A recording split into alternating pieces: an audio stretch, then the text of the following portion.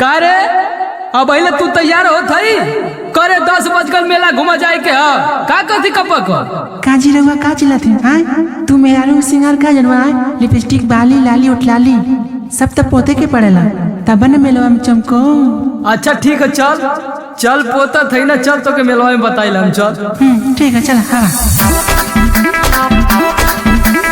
अरे वो हरिया नहीं रे वो हरिया मत जो हे हर चल हे हर चल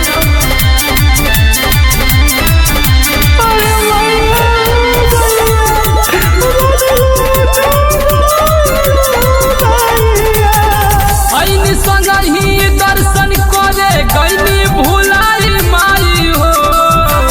करे कहाँ चल गई रे बाबू आईनी संगही दर्शन करे गईनी भुलाई माई हो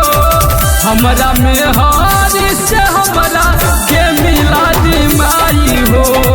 हमरा में हारी से हमरा के मिला दी माई हो हमरा में हारी से हमरा के मिला दी माई हो हमरा में हारी से हमरा के मिला दी माई हो ए भैया अरे हमरे मेहरबा के देखला जाओ। अरे काहे भैया हम अपन में हारू अगोरी के तोहार अगोरी हमर सोना ने मेरा रुकारी का चल गलो घरवा से दोनों जानी आईनी जा साथ हो भगतन के भीड़ में छूट गईल हाथ हो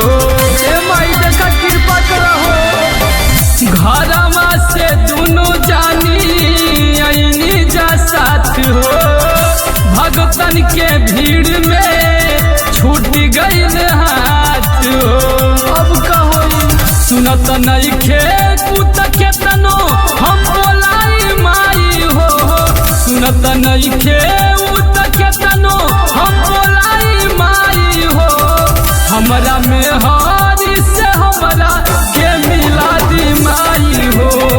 हमरा में हारी से हमरा के मिला दी माई हो हमरा में हारी से हमरा के मिला दी माई हो हमरा में हारी से हमरा के मिला दी माई हो।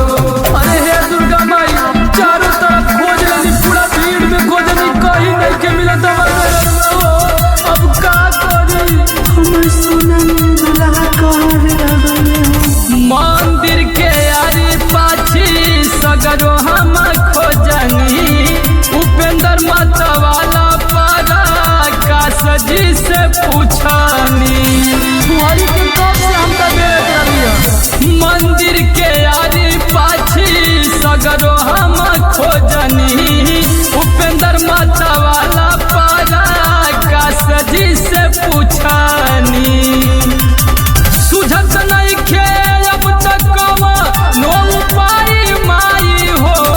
सुझत नहीं खे अब तक नो उपाय माई हो हमरा में हारी से हमरा के मिला दी माई हो हमरा में हारी से हमरा के मिला दी माई हो हमरा में हारी से हमरा के मिला दी माई हो हमरा में हारी से हमरा के मिला दी माई हो